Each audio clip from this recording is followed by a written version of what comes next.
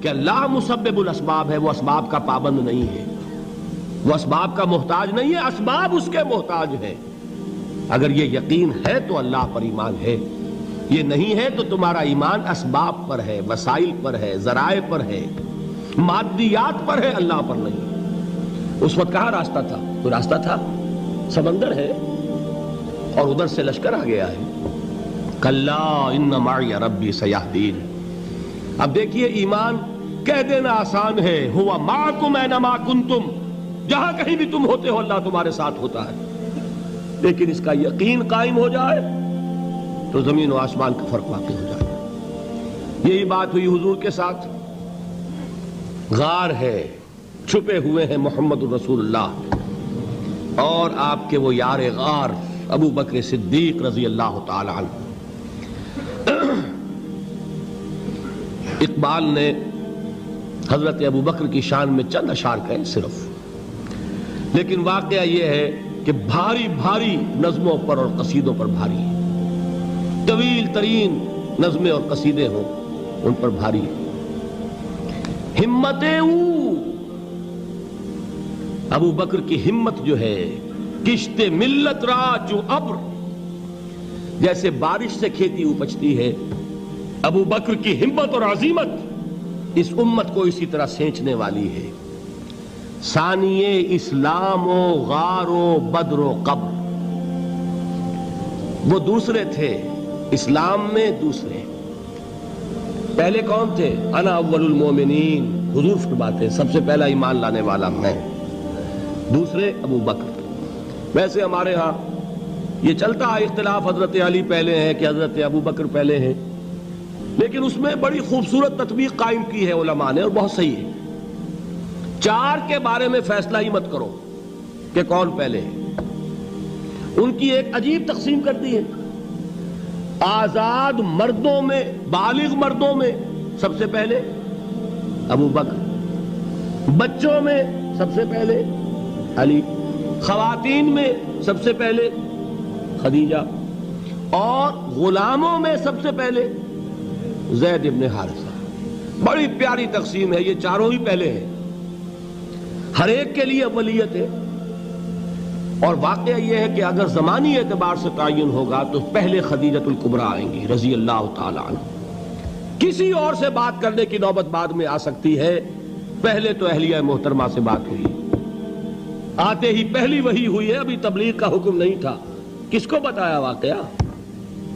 ابھی اپنی نبوت کی تبلیغ کا تو حکم ہی نہیں آیا۔ واقعہ کس کا ہے؟ وہ خدیجہ کا ہے۔ جب کہا ہے کہ خشیت علی نفسی، مجھے اپنی جان کا اندیشہ ہے، تو کیا جواب دیا خدیجہ نے رضی اللہ تعالی عنہا؟ وہ صدیقۃ الکبریٰ ہے۔ صدیقات جو ہیں خواتین، ان میں چوٹی پر خدیجۃ الکبریٰ ہے رضی اللہ تعالی عنہا، اور صدیق جو مرد ہیں ان میں صدیق اکبر ہے ابو بکر صدیق رضی اللہ تعالی عنہ، لیکن صدیقات میں چوٹی پر۔ جب حضور نے فرمایا خشیت علی نفسی، کیا فرمایا؟ کیا عرض کیا؟ کیسے تسلی دی؟ نہیں نہیں، اللہ آپ کو ضائع نہیں کرے گا، آپ غریبوں کے ہمدرد ہیں، آپ مساکین کے تکالیف رفع کرنے والے ہیں، آپ بیواؤں کی سرپرستی کرتے ہیں، آپ مسافروں کی خدمت کرتے ہیں، اللہ آپ کو ضائع نہیں کرے گا۔ یہ یقین ہے اس خاتون کے اندر۔ خیر وہ ایک علیحدہ بات ہو جائے گی۔ میرے دل پر حضرت خدیجہ رضی اللہ تعالیٰ عنہ کی شخصیت کا بڑا گہرا نقش ہے، جو وہ کوئی اور ہی وقت اور موقع ہوا تو بیان ہوگا۔ بہرحال اقبال نے ایک مصرے میں جو چار اولیتیں جمع کر دی ہیں، ہمتیں کشت امت را چو ابر، ثانی اسلام و غار و بدر و قبر۔ اسلام میں حضور کے بعد پہلے کون؟ ابو بکر۔ غار میں حضور کے ساتھ کون؟ ابو بکر۔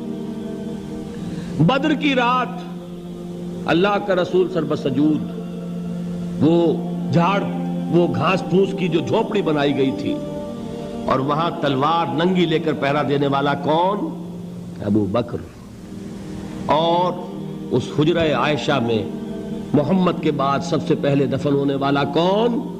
ابو بکر رضی اللہ تعالی عنہ صلی اللہ علیہ وسلم۔ وہ جو معاملہ میں سنا رہا تھا غار ثور کا، حضرت ابو بکر بھی حضور کے خیال سے لرز گئے ہیں. آپ کو یاد ہوگا کہ جا کر پہلے تمام جتنے سوراخ تھے انہیں بند کیا ہے. ایک سوراخ رہ گیا تھا جس کو بند کرنے کے لیے کوئی کپڑا نہیں تھا. وہاں اپنی ایڑی رکھی ہے. تب کہا ہے حضور سے تشریف لائیے, اور اپنے زانو پر حضور کو لٹایا ہے. اور وہاں کسی موذی جانور نے کاٹا ہے. حضور کی آنکھ لگ گئی تھی. اس وقت اس بل کے اندر جو بھی بچھو ہے کیا ہے واللہ عالم, اس نے کاٹا ہے. اس کی تکلیف کی وجہ سے ابو بکر کی آنکھوں سے آنسو ٹپک گئے. حضور کے چہرے مبارک پر پڑے ہیں تو حضور جاگے ہیں معاملہ کیا ہے. ایڑی نہیں ہٹائی وہاں سے, مبادا وہ جانور وہاں سے نکل کر محمد الرسول اللہ کو کوئی گزن پہنچا دے. ابو بکر کی ایڑی ہے, جس طرح چاہے کھا لے, ختم کر دے, جان نکل جائے تب کوئی آنچ آئے محمد پر تو آئے, لیکن جیتے جی نہیں. وہ ہے ابو بکر. حضور کے خیال سے اس وقت حضور نے پھر اپنا لعاب دہن لگایا ہے, اور اس سے پھر آپ کی تکلیف ختم ہوئی. جیسے خیبر میں حضرت علی کی آنکھ دکھ رہی تھی, اس کو جو شفا حاصل ہوئی ہے وہ بھی حضور کے لعاب دہن سے ہوئی. تو بہرحال اس وقت انہوں نے کہا ہے کہ اے نبی یا رسول اللہ, اگر اس وقت ان میں سے کسی نے غیر ارادی طور پر بھی اپنے قدموں کی طرف جھانک لیا تو پکڑے جائیں گے. کیا جواب تھا اللہ کے رسول کا؟ لا تحزن ان اللہ معنا, اللہ ہمارے ساتھ ہے, کیوں گھبراتے ہو ابو بکر. یہ ہے ایمان باللہ, میرا مالک اللہ, میرا رازق اللہ, میرا محافظ اللہ, میرا مددگار اللہ, میرا پشت پناہ اللہ, میرا دوست اللہ. یہ دوستی ہے اللہ کی جو لب لباب ہے, حاصل ہے ایمان کا. اسی کا نام ولایت ہے. اولیاء اللہ کے سروں پر سینگ نہیں ہوتے. جس کے دل میں ایمان راسخ ہو چکا ہو وہی اللہ کا ولی ہے. جسے اللہ پر یقین ہو چکا ہے وہی اللہ کا ولی ہے. جسے یقین ہے اللہ میرے ساتھ ہے, میرا مددگار, میرا پشت پناہ, میرا ساتھی, میرا دوست, میرا محبوب, میرا محب. اللہ اہل ایمان سے محبت کرتا ہے. واللہ یحب الصادقین, ان اللہ یحب الذین یقاتلون فی سبیلہ صفا کانہم بنیان مرصوص. اللہ محبت کرنے والا, اہل ایمان محبوب, اور اہل ایمان محبت کرنے والے اللہ محبوب.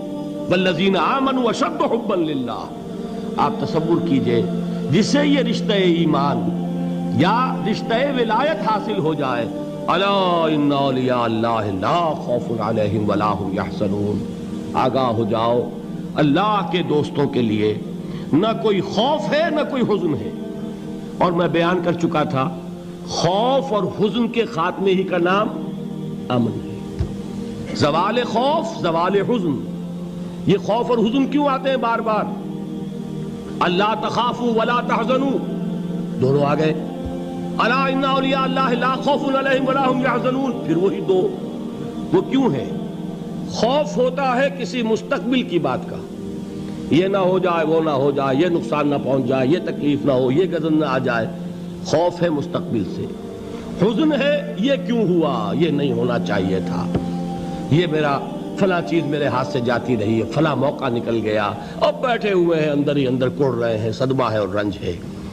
اور جو اللہ پر ایمان رکھتا ہے وہ جانتا ہے ما اصاب من مصیبت فی الارض ولا فی انفسکم الا فی کتاب من قبل ان نبرأها ان ذلک علی اللہ یسیر لکی لا تعصوا علی ما فاتکم ولا تفرحوا بما آتاکم واللہ لا یحب کل مختال فخور. اس زمین میں یا تمہاری جانوں میں کوئی تکلیف, کوئی مصیبت نہیں آ سکتی سوائے اس کے کہ جو اللہ نے لکھ دی ہو, اس سے پہلے کہ وہ ظاہر ہو. جس کو یہ حقیقت معلوم ہو گئی اس کو یہ طرز عمل اختیار کرنا چاہیے. جو چیز چھن جائے, جاتی رہے, چھوٹ جائے, اس پر افسوس نہ کرو. کس نے چھینی؟ دوست نے. دوست کے فیصلے پر شکایت. دوستی کو بٹا لگا رہے ہو, سرے تسلیم خم ہے جو مزاج یار میں آئے. اگر دوستی ہے تو پھر تو تمہیں گردن جھکانی چاہیے کہ ہر چہ ساقی ماریخت عین الطافست, جو بھی میرا ساقی میرے پیالے میں ڈال دے اس کا کرم ہے. جو اس کی طرف سے آئے اس پر کوئی رنج نہیں, کوئی صدمہ نہیں, کوئی غم نہیں, کوئی شکایت نہیں, کوئی شکوہ نہیں. اور جو ہوگا وہ اس کے اذن کے بغیر نہیں ہوگا, اور اس کا اذن ہوگا تو یقیناً میرے لیے خیر ہی خیر ہے, چاہے وہ ناگوار شے ہو, بظاہر مجھے اچھی نہ لگ رہی ہو، میری شارٹ سائٹڈنس میں مجھے وہ نظر آ رہی ہے کہ میرے لیے بری ہے، لیکن قرآن نے کہا ہے عَسَىٰ أَن تَكْرَهُوا شَيْئًا وَهُوَ خَيْرٌ لَكُمْ وَعَسَىٰ أَن تُحِبُّوا شَيْئًا وَهُوَ شَرٌّ لَكُمْ وَاللَّهُ يَعْلَمُ وَأَنتُمْ لَا تَعْلَمُونَ۔ ہو سکتا ہے تم کسی چیز کو ناپسند کرو درحال ہے کہ اسی میں تمہارا خیر ہو، اور ہو سکتا ہے تم کسی چیز کو پسند کرو درحال ہے کہ اس میں تمہارا شر ہو۔ اللہ جانتا ہے، تم نہیں جانتے۔ جب مجھے یہ بات معلوم ہو گئی، میں نے اپنا معاملہ اللہ کے حوالے کیا۔ سپردم بے تو مایا خیش را، تو دانی حساب کم و بیش را۔ اے رب، جو تو چاہتا ہے وہ ہو، تیرے علم میں جو شے میرے لیے خیر ہے وہ ہو جائے، میری کوئی پسند نہیں، میری کوئی چاہت نہیں، یہ ہے راضی برضائے رب۔ اکبر الہٰبادی نے اسے کہا ہے رضائے حق پہ راضی رہ، یہ حرف آرزو کیسا، خدا خالق، خدا مالک، خدا کا حکم تو کیسا۔ جب میں آ گیا بیچ میں، میری پسند، میری مرضی، میری خواہش، میری چاہت، یہی تو شرک ہے۔ ما شاء اللہ کان وما لم یشاء لم یکن، جو اللہ نے چاہا وہ ہوا، جو اس نے نہیں چاہا نہیں ہوا، اختیار اس کا ہے، میرا تو نہیں۔ رضائے حق پہ راضی رہ، یہ حرف آرزو کیسا، خدا خالق، خدا مالک، خدا کا حکم تو کیسا۔ اقبال نے اسے کہا ہے فارسی میں، اب آپ کہیں اس کا ترجمہ بھی کرو تو وہ مجھے ذرا اس وقت کچھ بہت ہی بدذوقی کسی بات نظر آئے گی۔ جائیے پوچھئے کسی سے جسے فارسی آتی ہو۔ بروں کشید ز پیچا کے ہست و بود مرا، چے اقدہا کے مقام رضا کشود مرا۔ مجھے تو تمام پیچ و خم سے نکال دیا اس مقام رضا نے، میں راضی برضائے رب ہوں، جو فیصلہ اس کا میں اس پر راضی۔